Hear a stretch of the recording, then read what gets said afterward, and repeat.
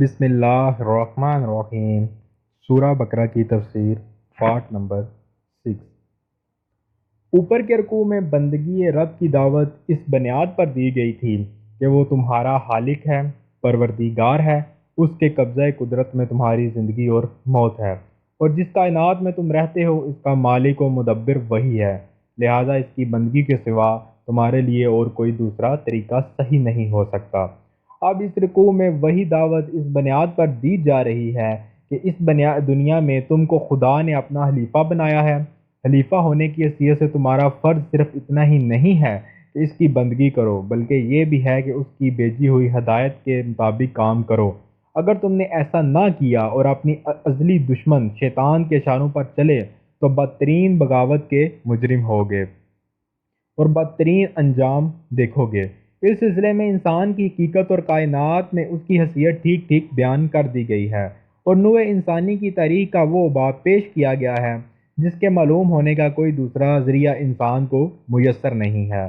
اس باب سے جو اہم نتائج حاصل ہوتے ہیں وہ ان نتائج سے بہت زیادہ قیمتی ہیں جو زمین کی تہوں سے متفرق ہڈیاں نکال کر اور انہیں قیاس و تخمین سے ربط دے کر آدمی اخذ کرنے کی کوشش کرتا ہے۔ ملک کے اصل معنی عربی میں پیمبر کے ہیں۔ اس کا لفظی ترجمہ فرستادہ یا فرشتہ ہے۔ یہ محض مجرد قوتیں نہیں ہیں جو تشخص نہ رکھتی ہوں، بلکہ یہ شخصیت رکھنے والی ہستیاں ہیں جن سے اللہ اپنی اس عظیم الشان سلطنت کی تدبیر و انتظام میں کام لیتا ہے۔ یوں سمجھنا چاہیے کہ یہ سلطنت الہی کے اہلکار ہیں جو اللہ کے احکام کو نافذ کرتے ہیں۔ جاہل لوگ انہیں غلطی سے خدائی میں حصہ دار سمجھ بیٹھے اور بعض نے انہیں خدا کا رشتہ دار سمجھا اور ان کو دیوتا بنا کر ان کی پرستش شروع کر دی۔ خلیفہ وہ جو کسی کی ملک میں اس کے تفویض کردہ اختیارات اور اس کے نائب کی حیثیت سے استعمال کرے۔ خلیفہ مالک نہیں ہوتا بلکہ اصل مالک کا نائب ہوتا ہے۔ اس کے اختیارات ذاتی نہیں ہوتے بلکہ مالک کے عطا کردہ ہوتے ہیں۔ وہ اپنی منشا کے مطابق کام کرنے کا حق نہیں رکھتا بلکہ اس کا کام مالک کے منشا کو پورا کرنا ہوتا ہے۔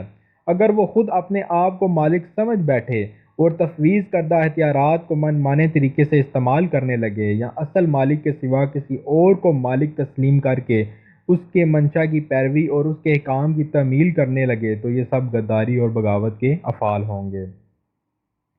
یہ فرشتوں کا اعتراض نہ تھا بلکہ استفہام تھا۔ فرشتوں کی کیا مجال کہ خدا کی کسی تجویز پر اعتراض کریں۔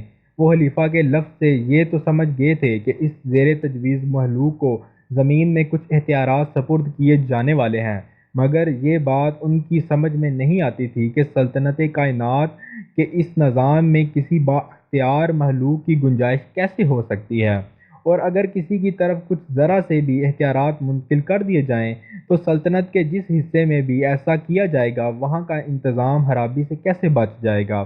اسی بات کو وہ سمجھنا چاہتے تھے۔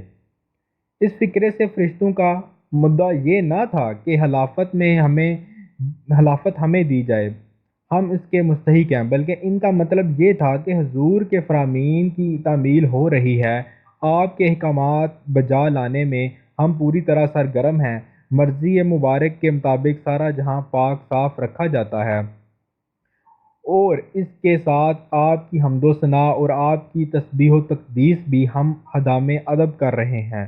اب کمی کس چیز کی ہے کہ اس کے لیے ایک خلیفہ کی ضرورت ہو؟ ہم اس کے مصلحت نہیں سمجھ سکتے۔ تسبیح کا لفظ ذو معنین ہے۔ اس کے معنی پاکی بیان کرنے کے بھی ہیں اور سرگرمی کے ساتھ کام اور انہماک کے ساتھ سعی کرنے کے بھی۔ اس تقدیس کے بھی دو معنی ہیں، ایک تقدیس کا اظہار و بیان، دوسرے پاک کرنا۔ یہ فرشتوں کے دوسرے شبہ کا جواب ہے، یعنی فرمایا کہ خلیفہ مقرر کرنے کی ضرورت و مصلحت میں جانتا ہوں، تم اسے نہیں سمجھ سکتے۔ اپنے جن خدمات کا تم ذکر کر رہے ہو وہ کافی نہیں ہیں، بلکہ ان سے بڑھ کر کچھ مطلوب ہے، اس لیے میں زمین میں ایسی مخلوق پیدا کرنے کا ارادہ کیا گیا ہے جس کی طرف کچھ اختیارات منتقل کیے جائیں۔ انسان کے علم کی صورت دراصل یہی ہے کہ وہ ناموں کے ذریعے سے اشیاء کے علم کو اپنے ذہن کی گرفت میں لاتا ہے، لہذا انسان کی تمام معلومات دراصل اسماء اشیاء پر مشتمل ہے۔ آدم کو سارے نام سکھانا گویا ان کو تمام اشیاء کا علم دینا تھا۔ ایسے معلوم ہوتا ہے کہ فرشتے اور فرشتوں کی ہر صنف کا علم صرف اسی شعبے تک محدود ہے جس سے اس کا تعلق ہے۔ مثلاً ہوا کے انتظام سے جو فرشتے متعلق ہیں وہ ہوا کے متعلق سب کچھ جانتے ہیں مگر پانی کے متعلق کچھ نہیں جانتے۔ یہی حال دوسرے شعبے کے فرشتوں کا ہے۔ انسان کو ان کے برعکس جامع علم دیا گیا ہے۔ ایک ایک شعبے کے متعلق چاہے وہ اس شعبے کے فرشتوں سے کم جانتا ہو مگر مجموعی حیثیت سے جو جامعیت انسان کے علم کو بخشی گئی ہے وہ فرشتوں کو میسر نہیں ہے۔